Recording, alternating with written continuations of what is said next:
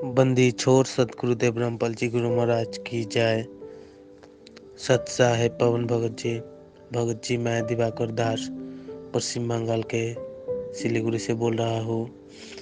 भगत जी, मेरे मन में एक शंका है। शंका ये है कि परम पूज्य सतगुरुदेव रामपाल जी गुरु महाराज जी से दीक्षा लेने के बाद हम लोग क्या शादी करके स्त्री भोग कर सकते हैं? क्योंकि गुरुजी ने सत्संग में बोल रखा था है कि काल भगवान ने सतलोक में यही गलती किया था जिसके कारण उसको श्राप लगा है और सतलोक से निकल दिया था परमात्मा ने। कृपया इसके ऊपर एक वीडियो बनाइए। सत साहेब। बंदी छोड़ सतगुरु रामपाल जी महाराज जी की जय हो। परमपिता परमेश्वर के सभी प्यारी आत्माओं को मुझ पवन दास का सतसाई भगत जी। बड़े भैया, आपकी इस शंका का समाधान करने के लिए अब लगता है पवन दास की कोई विशेष जरूरत नहीं है, क्योंकि पवन दास की जो सेवा थी संगत में शंका समाधान कार्यक्रम के माध्यम से या फेसबुक पे जो हम लाइव आते हैं उसके माध्यम से पवन दास की जो सेवा परमपिता परमेश्वर सतगुरु रामपाल जी महाराज जी ने लगाई थी वो ये थी कि भाई अपने सतगुरुदेव को ही परमात्मा मान के चलो, अपने पूज्य गुरुदेव को ही कबीर परमेश्वर मानो, क्योंकि सतगुरु हो या गुरु हो या तत्वदर्शी संत हो उसकी भूमिका केवल परमपिता परमेश्वर कबीर साहिब ही निभाते हैं। अन्य कोई भी व्यक्ति इस पृथ्वी लोक में कबीर के भक्ति मार्ग में गुरु, सतगुरु और तत्वदर्शी संत की भूमिका नहीं निभा सकता है।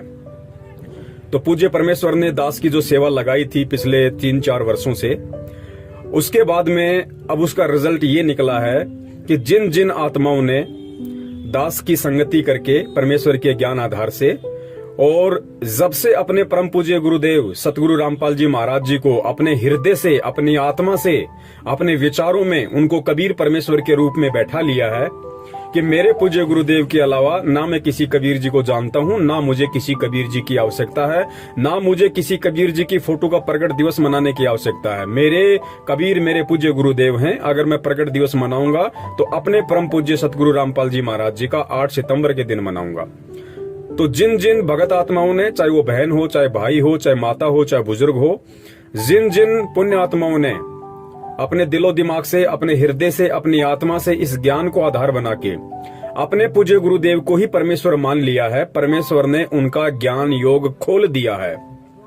और ये सत्य है, जो जो आत्माएं अपने गुरुदेव में ही कबीर परमेश्वर को देखेंगी उन पुण्यात्माओं का परमेश्वर ज्ञान योग खोलते चले जाएंगे।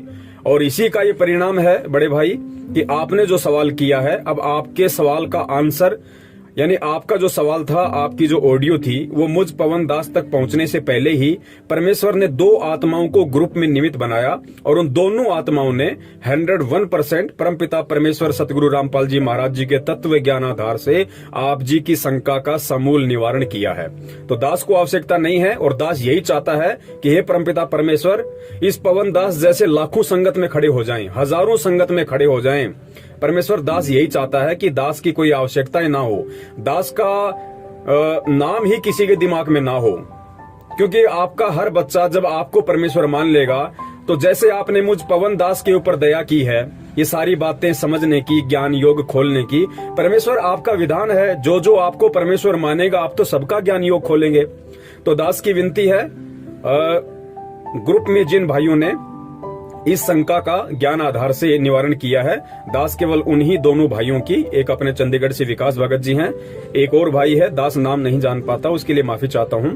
दोनों भाइयों ने ही आप जी की शंका का निवारण कर दिया है परमेश्वर के ज्ञान आधार से। अब आप जी आगे उन दोनों की ऑडियो सुनिए और जैसा आपको उचित लगे उस हिसाब से आप जी जो भी आपको डिसीजन लेना है अपने सामाजिक जीवन में, आपको शादी करनी है या नहीं करनी है, तो वो फिर आपका अपना निर्णय होगा।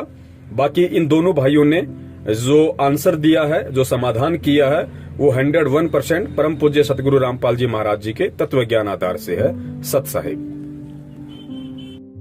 सत साहिब भगत जी। भगत जी, शादी के बारे में आपके जो आपने मैसेज डाला है, भगत जी पहली बात, काल ने गलती सतलोक में की थी, क्योंकि सतलोक में ये प्रक्रिया ही नहीं है, तो उस प्रक्रिया के विरुद्ध उसने ये हरकत की थी। और दूसरा उसने वहाँ पे बलात्कार, यानी उसकी इच्छा के विरुद्ध उसने दुर्गा के साथ संभोग किया था। सेम चीज अक्सर पुरुष ने भी की है, मगर उसने उसकी इच्छा के साथ, मतलब उसके साथ संबंध स्थापित किए थे, जो अक्सर पुरुष की पत्नी है। तो इसलिए परमेश्वर ने उसको इस तरीके का श्राप नहीं दिया, मगर काल ने जबरदस्ती की थी, तो उसको बलात्कार कहते हैं। तो इस करके परमेश्वर ने, क्योंकि सतलोक में ये चीजें नहीं है, इस तरीके से मैथुन प्रक्रिया नहीं है, तो परमेश्वर ने उसको वहां से निकाल दिया।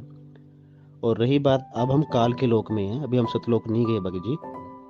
तो परमेश्वर भी यहाँ पे आके काल लोक के हिसाब से ही सब लीलाएं कर रहे हैं।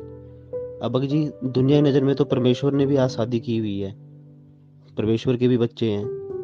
तो भगत जी, तो आपके ऊपर निर्भर करता है। अगर आप मतलब कि शादी नहीं करना चाहते हैं तो ठीक है, अच्छी बात है, आप नहीं करना चाहते, आप अपनी मोह ममता आगे नहीं बढ़ाना चाहते, तो एक पहलू से ये बात भी सही है। अगर आपने परमेश्वर की ही भक्ति पे ही आरूढ़ रहना है जीवन भर, अच्छी बात है, पर आप इस चीज पे दृढ़ जरूर रहिएगा। और रही दूसरी बात भगत जी, अगर आप शादी करते हैं तो उसमें कोई बुराई नहीं है भगत जी। अब आपके किसी से संस्कार जुड़े हैं, ठीक है, वो संस्कार भी तो भगत जी आपके पूरे ही होंगे। परमेश्वर ने कहा कि हमारे जो कर्म संस्कार है, अब हम माँ बाप, यार दोस्त, पति पत्नी क्यों बनते हैं? हमारे पिछले जन्मों के संस्कार की वजह से। किसी के रिश्ते अच्छे चलते हैं, खराब होते हैं, हमारे अच्छे बुरे आपस में संस्कार होने की वजह से। मगर परमेश्वर के शरण में आने से ये होता है कि वो चीजें हल्की हो जाती है। अगर वो पहाड़ जैसी संकट है तो वो कंकर जैसा बन जाता है। तो अगर आपके किसी के संस्कार संस्कार जुड़े ही होंगे भगत जी, तो भगत जी वो होगा, परमेश्वर उसको हल्के में जरूर कर देंगे।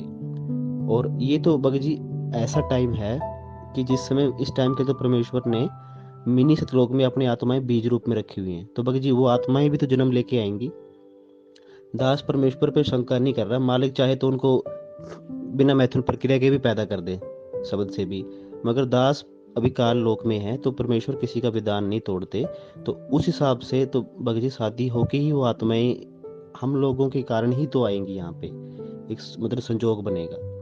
और रही बात दूसरी भगत जी, रजोगुण है वो परमेश्वर ने बताया है, रजोगुण तमोगुण की वो तो ऑटोमेटिकली प्रोसीजर है, पैदा होते ही हम इन चीजों पे असर होता है। मगर भगत के घर में जो संतान पैदा होगी, परमेश्वर ने बोला कि बच्चा आते ही सत्य साई बोलेगा, तो उनके ऊपर इन चीजों का असर नहीं होगा, क्योंकि आने वाले टाइम में समाज ऐसा तैयार हो चुका होगा। और रही बात भगत जी, परमेश्वर ने 3 ताप का जो जिक्र किया है, ये 3 ताप में नहीं आता भगत जी, जहाँ तक दास को याद है 3 ताप परमेश्वर ने वो बताए हैं कि किसी जन्म में किसी ने हमें कोई श्राप दे दिया, या हमारा कोई हमसे देव या पितर रुष्ट है, या एक और चीज होती है कोई ऐसी, तो वो 3 ताप होते हैं भगत जी। ये हमारे आपस में जो संस्कार है, अब हमारे माता पिता भी तो भगत जी, एक ऐसी एक पत्नी भी एक रिश्ता है। तो और रही बात वासनाएं, तो भगत जी कंट्रोल करने से ही होंगी, चाहे आप सारी उम्र चाहे आप कुंवारे रहें या आप शादीशुदा। तो परमेश्वर ने बताया है कि धीरे धीरे तुम्हारे विकार पूरी तरीके से खत्म नहीं होंगे, मगर इतने जरूर हो जाएंगे इस ज्ञान आधार से कि तुम उस पर काबू पा सको। परमेश्वर ने इसका एग्जाम्पल भी दिया है, जैसे चाकू होता है, वो तीखा होता है, मगर धीरे धीरे वो अगर उसको हम घिसाते रहे तो वो खूंड हो जाता है। तीखा जरूर है मगर वो नुकसान काट नहीं सकता। तो उसी तरीके से हमारे विकार बिना ज्ञान के ये बहुत प्रबल है, मगर ज्ञान आधार से धीरे धीरे ये बैठ जाएंगे, मतलब ये शांत हो जाएंगे, ये परमेश्वर ने बोला है। और गदास से कुछ अगर गलत बोला तो मालिक माफ करे। सत साहिब, जय बंदी छोड़ की। बंदी छोड़ सतगुरु रामपाल जी महाराज जी की जय हो। सच्चाई भगत जी, आप पूछ रहे हो कि शादी विवाह करके क्या पति पत्नी का कर्म करना गलत है। तो दास पहले तो ये कहना चाहता सभी भक्त भाई बहनों से कि दास को वही बात आप मानना जो आपको परमेश्वर के ज्ञान, गुरु जी के ज्ञान से मेल खाती, जो परमात्मा ज्ञान से मेल खाती वही बात स्वीकार करना। और कोई जाने अनजाने गलती हो जाए तो परमात्मा दास से माफी चाहता है और अपने भक्त भाई बहनों से माफी चाहता है। शादी विवाह करना गुरुजी ने गलत नहीं बताया है। वैसे तो गुरुजी ने संध्या आरती के जो शाम की हम आरती करते हैं उनके भक्ति बोध सरलार्थ में ये लिखा हुआ कि जति 2 प्रकार के होते हैं। एक तो वो जति होता है जो आजीवन बिना विवाह किए रहता है, विवाह नहीं करवाता, जो सौपन में भी दूसरी स्त्री को नहीं देखता। एक दूसरा जति वो कहा है जो विवाह करके केवल अपनी पत्नी तक ही सीमित रहे, दूसरी अन्य बहन बेटी के मन में सौपन में भी दोष ना लाए, वो एक जति होता है। जो अपनी पत्नी तक सीमित रहता है, एक दूसरा जति वो होता है। यदि शादी विवाह यदि गलत होता तो गुरुजी गरीबदास परमात्मा स्वयं कबीर साहिब जी, वो संत रामपाल जी हैं वैसे तो, यदि शादी विवाह करना गलत होता, यदि संतान उत्पत्ति करना गलत होता तो परमात्मा गरीबदास जी रूप में आकर शादी नहीं करते, क्योंकि उन्हें परमात्मा तो पहले मिले थे 10 वर्ष की आयु में, शादी बाद में की, बच्चे भी किए पैदा, वो तो एक लीला की। यदि शादी विवाह गलत होता तो गुरुजी परमात्मा ये लीला नहीं कहते, और आज भी संत रामपाल जी के रूप में आकर ये लीला की है। क्योंकि पाखंडियों के द्वारा ये मतलब एक भ्रष्टाचार, एक अंधविश्वास फैला हुआ था कि जो भगत होगा वो शादी विवाह नहीं करेगा, ये उन्होंने अपनी मनमानी चला रखी थी। इसी चौंध को तोड़ने के लिए गुरुजी हमें एक आम मनुष्य की तरह जीवन जी के भी दिखाते हैं। तो भगत जी दास को तो यही मालूम है कि यदि शादी विवाह गलत होता तो परमात्मा शादी ना करते गरीबदास जी रूप में आकर और संत रामपाल जी के रूप में आकर, ना वो बच्चा पैदा करते यदि ऐसा गलत होता तो। लेकिन हाँ, भगत भाई बहनों को ये ध्यान अवश्य रखना चाहिए, चाहे भगत हो चाहे बहन हो, कोई भाई हो चाहे बहन हो, भगत भाई, ये ध्यान अवश्य रखना चाहिए कि शादी केवल संबंध, शारीरिक संबंध के लिए नहीं की जाती। परमात्मा ने बताया कि ये रिश्ते हमारे 7 जन्मों के होते हैं, इसे प्रेम पूर्वक निभाना चाहिए। हमें केवल वो लालसा नहीं रखनी चाहिए कि हम बस वो भोग का आनंद लें, नहीं, ऐसा नहीं होना चाहिए। परमात्मा ने सत्संगों में भी कहा है कि शादी विवाह करना गलत नहीं है, ये हम भक्ति करते हैं, ये मंत्र जाप करते हैं, मर्यादा में रहकर यदि हम अपना कर्म, इंद्रिय कर्म करेंगे तो वो हमें नहीं लगेगा। और दूसरा उदाहरण ये है कि त्रिलोकीनाथ स्वयं कृष्ण जी भी, उनकी 16,000 रानियां थी, वो भी जति कहलाए। जति ज्यादा तो नहीं बताएगा दास थोड़ा सा बता देता है कि जब श्री कृष्ण जी की राज्य में दुर्वासा ऋषि आए थे, यमुना नदी के पार थे, दूसरे तट पर थे। कृष्ण जी का राज्य इस तरफ था और दुर्वासा ऋषि जी दूसरी तरफ थे। तो उनकी 16,000 रानियां थी। वो कहने लगी कि हम दुर्वासा ऋषि को भोजन कराने हम जा रहे हैं। तो श्री कृष्ण जी ने कहा कि वो भोजन नहीं करते, वो केवल पावन आ रही हैं। तो वो जिद करने लगी, नहीं हम तो जाएंगे। लेकिन बीच में दरिया थी, उन्होंने भी उनका समाधान पूछा, बीच में तो दरिया है, हम दरिया के पार कैसे जाएंगे। तो श्री कृष्ण जी ने कहा कि जब तुम दरिया पर जाने लगो तो ये कहना कि यदि श्री कृष्ण जी ने हम 16,000 रानियों के साथ भोग विलास नहीं किया है तो ये सदी नीचे उतर जाए, हमें रास्ता दे दो। तो वो वहां जा, और जब आने लगो दुर्वासा जी को खाना खिला के, तब ये कहना कि यदि दुर्वासा जी ने खाना नहीं खाया है तो ये पानी नीचे उतर जाए।